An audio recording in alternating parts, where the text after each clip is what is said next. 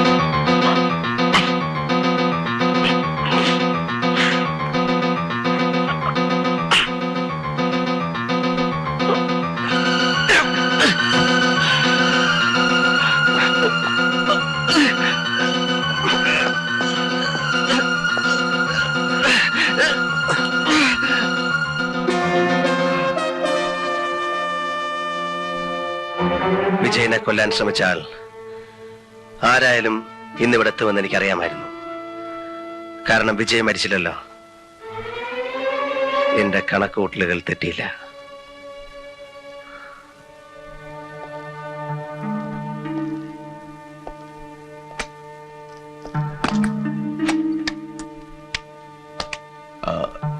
Lock ചെയ്തു. ആരെയും പുറത്തേക്ക് വിടണ്ട. സർ. അകത്തേക്കും. സർ.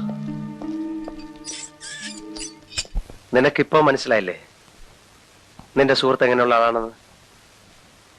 അയാളെത്ര ക്രൂരനാണെന്ന് ഞാൻ അറിഞ്ഞിരുന്നില്ല. ഇനിയെങ്കിലും പറഞ്ഞൂടെ, നീ എന്തിനാ അയാളെ സഹായിക്കുന്നത്?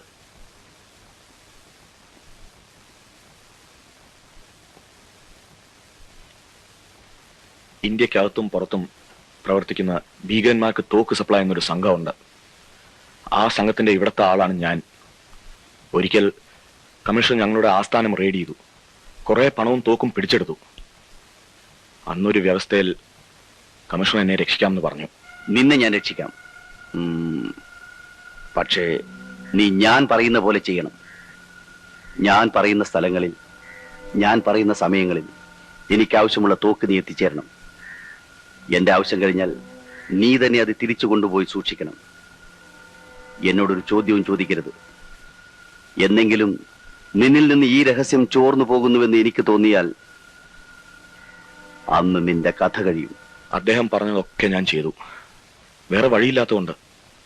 സാറിന് ഭീഷണി കത്ത് എഴുതിയതും ഉഷയെ ബ്ലാക്ക്മെയിൽ ചെയ്തതും കമ്മീഷണറുടെ നിർദ്ദേശപ്രകാരമാണ്. ഞാൻ ചെയ്ത തെറ്റുകൾ ക്ഷമിക്കണമെന്ന് ദയവേത് ഉഷയോട് പറയണം.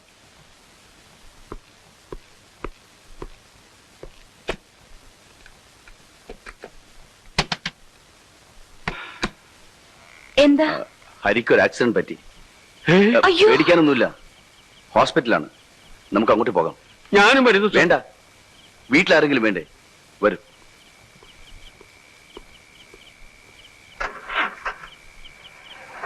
അത്യാവശ്യമായി CI മാധവൻ സാർ ഇവിടം വരെ വരാൻ ഒന്ന് ഏർപ്പാട് ചെയ്യണം. സാറിനെ ഒന്ന് കാണണം. ഇപ്പോഴാ ഓഫീസിലേക്ക് പോയത്. ഹരി വരികയോ വിളിക്കുകയോ ചെയ്താൽ അദ്ദേഹം ഓഫീസിൽ വെയിറ്റ് ചെയ്യുന്നുണ്ടെന്ന് പറയാൻ പറഞ്ഞു.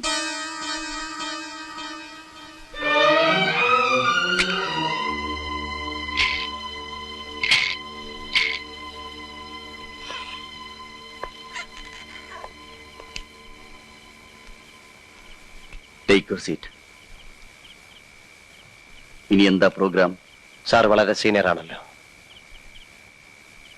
ഇത്തരം ഒരു സാഹചര്യത്തിൽ എങ്ങനെ പ്രൊസീഡ് ചെയ്യണമെന്ന് സാർ തന്നെ പറയണം. എങ്ങനെ പ്രൊസീഡ് ചെയ്യണമെന്ന് ഹരിക്കറിഞ്ഞൂടെ? എനിക്കറിയാം. പക്ഷെ ഇതൊരു പ്രത്യേകതരം കേസാണല്ലോ. പ്രതി പോലീസ് കമ്മീഷണർ അല്ലേ? അതെ, പ്രതി പോലീസ് കമ്മീഷണറാണ്. പ്രതി കുറ്റം നിഷേധിക്കുന്നുമില്ല. ഇതൊരു പ്രത്യേകതരം കേസ് തന്നെ. 3 murders in 3 weeks. 3 ആഴ്ചയ്ക്കുള്ളിൽ 3 കൊലപാതകങ്ങൾ. 4ാമത്തേതിനുള്ള ശ്രമവും. What made you a killer? തീർന്നില്ല, ഒന്നുകൂടി ബാക്കിയുണ്ട്. But you may have to help me. What do you mean? 3 ആഴ്ചക്കുള്ളിൽ 3 കൊലപാതകങ്ങൾ. 3 വർഷങ്ങൾ വേണ്ടി വന്നു ആ തീരുമാനത്തിലേക്ക് എത്താൻ. Now I ask you one more day. Just 24 hours to complete my mission. Are you mad? In a sense. Wait. മണ്ടത്തരമൊന്നും കാണിക്കരുത്. ഉഷ എന്റെ കസ്റ്റഡിയിലാണ്. In a safe place.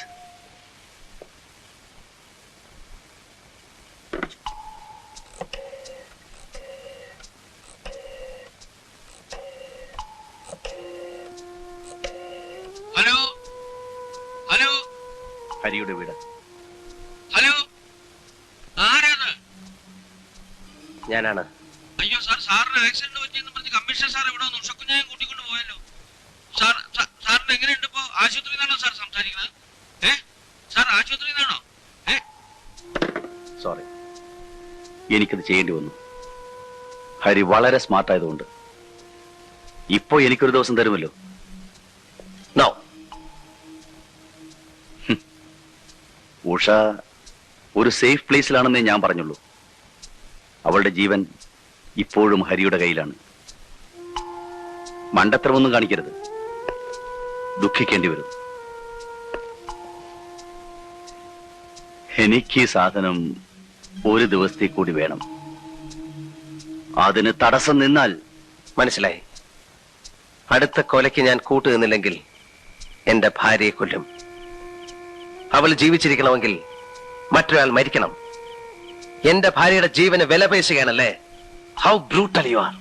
സമ്മതിച്ചു, ഞാൻ ബ്രൂട്ടലാണ്, കൊലപാതകിയാണ്. 3 വർഷങ്ങൾക്ക് മുൻപ് ഞാൻ നല്ലവനായിരുന്നു. ഭാര്യ പിഴയാണെന്ന് ഒരു കള്ളക്കത്ത് കിട്ടിയപ്പോൾ ഹരിയുടെ മനസ്സ് വേദനിച്ചില്ലേ?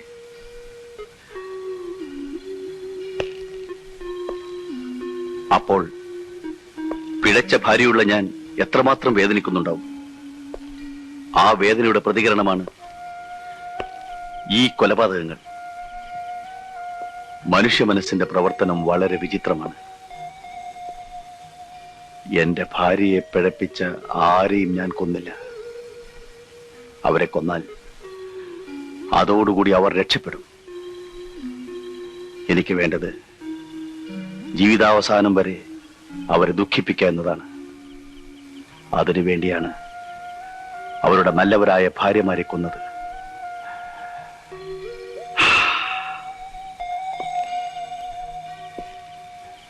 അതിനിടയിൽ ചില നിരപരാധികളും പെട്ടുപോയി. അടുത്ത കൊലയ്ക്ക് കളമെടുക്കാൻ വേണ്ടി മാത്രമായിരുന്നു അത്. ഇനി ഒരുത്തി കൂടി ബാക്കിയുണ്ട്. അതിനാണ് ഞാൻ ഒരു ദിവസത്തെ സമയം ചോദിക്കുന്നത്. I think now you'll agree with me.